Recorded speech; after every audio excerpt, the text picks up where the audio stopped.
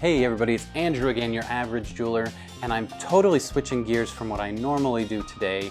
We're talking a philosophical question, who would have ever thought? But it does relate to jewelry and gemstones, and that is, we hear a lot about this word essential, at least right now I feel like we are. And what does that mean to someone like me who works in an industry like jewelry, or any kind of luxury industry? And how does it relate to everyone else and what's going on around us? This word essential, and what does it mean to be essential? So if you'll bear with me, let's talk a little bit of philosophy today and see what happens.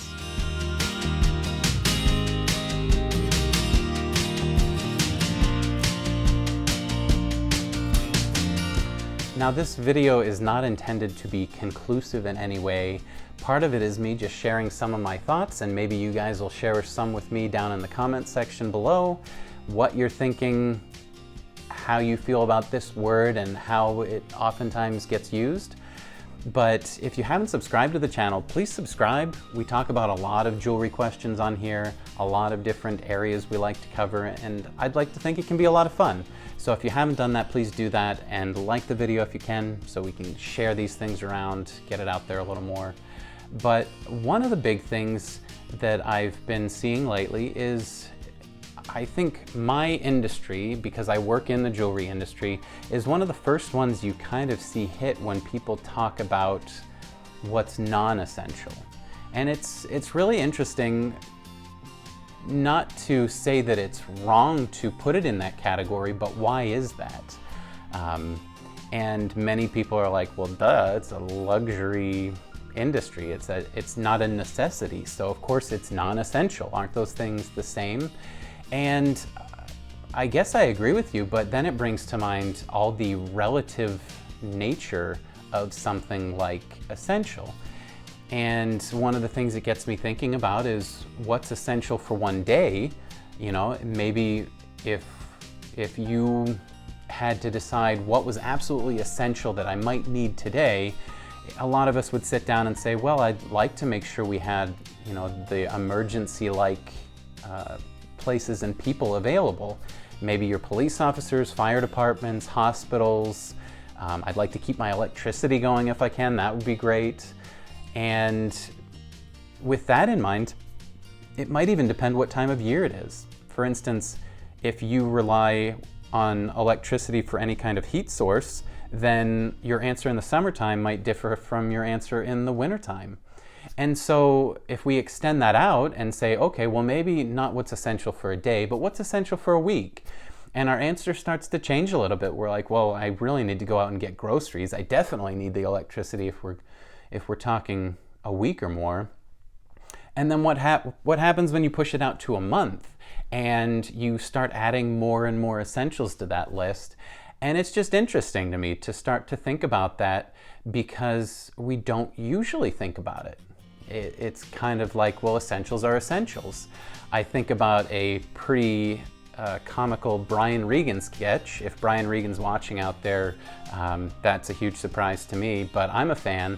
And he talked once, I think it was in a phone interview, about getting his luggage lost on a plane. And the people talking to him, he goes to the counter and he's trying to get his luggage, and they're telling him that they don't know where it is. And they say, but don't worry, we have an essentials kit for you. And they hand him this little bag that has like a toothbrush and toothpaste, maybe a comb and shampoo. I can't remember everything that he said was in there, but of course his response is, oh, so these are the essentials. I overpacked. And I think that's how a lot of us feel when we're confronted with this question of, are we essential or not? And you know, again, this video is not meant to be conclusive, or I'm not even really trying to share a lot of my bias, although I'm sure it's coming out. But that question, what's essential? I just think it's a good one to think about at times, because it's not as black and white as maybe we make it out to be, and I guess that's my point.